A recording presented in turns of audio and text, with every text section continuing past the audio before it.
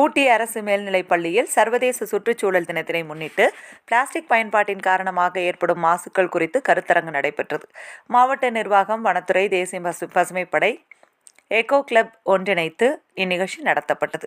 முன்னதாக முதுகலை ஆசிரியர் சுரேஷ் தலைமை தாங்கி பேசுகையில், பூமியின் இயற்கை வளங்கள் அழியும் நிலையில் குடிநீர் கூட கடல் நீர் சுத்திகரித்து மக்கள் தேவைகளை பூர்த்தி செய்ய வேண்டிய நிர்பந்தம் ஏற்பட்டுள்ளது.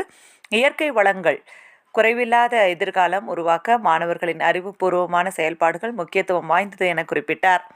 திடக்கழிவு மேலாண்மை நிபுணர் ஜோயல் பேசுகையில், பிளாஸ்டிக் பயன்பாடுகளின் குறியீடுகள், பிளாஸ்டிக் எல்லா துறைகளிலும் அதன் முக்கியத்துவம், மேலும் பிளாஸ்டிக் நுண்துகள்கள் குடிநீர், பால் தொடங்கி தாய்ப்பாலிலும் இரத்தத்திலும் கலந்திருப்பது மனித குலத்திற்கு, காட்டு உயிரினங்களுக்கு மிக பெரிய அளவில் பாதிப்பினை உருவாக்கி வருவதை ஆய்வாளர்களின் கருத்து நிதர்சனமாக கூறியுள்ளது என்றார். உணவின் மூலம் பிளாஸ்டிக் கழிவுகள், காணுயிர்கள், வளர்ப்பு பிராணிகள், கடல்வாழ் உயிரினங்களின் இறப்பு விகிதம் வருடந்தோறும் அதிகரிப்பது வேதனை தரும் நிலைகளை கொண்டுள்ளது என குறிப்பிட்டார்.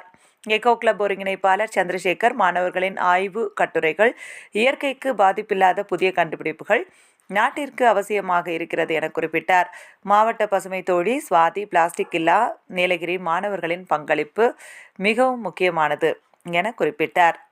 தேசிய பசுமைப்படை ஒருங்கிணைப்பாளர் வே. சிவதாஸ், இயற்கையால் தான் நாம் உயிர் வாழும் நிலை உள்ளதை அனைவரும் புரிந்து கொள்ள வேண்டும் என குறிப்பிட்டார். பசுமை தோழி பூஜா வரவேற்று பேசினார். இந்நிகழ்வின் ஏற்பாட்டினை தேசிய பசுமைப்படை எக்கோ கிளப் செய்திருந்தது.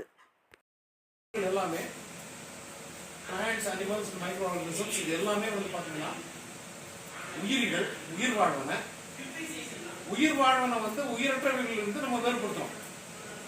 animate from inanimate அப்படின்னு சொல்லுவாங்க. the biotic from abiotic அப்படின்னு சொல்லுவாங்க.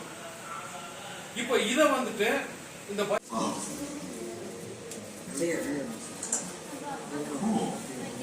and that now people will get what you're trying to say and you won't be flooded with confused emails.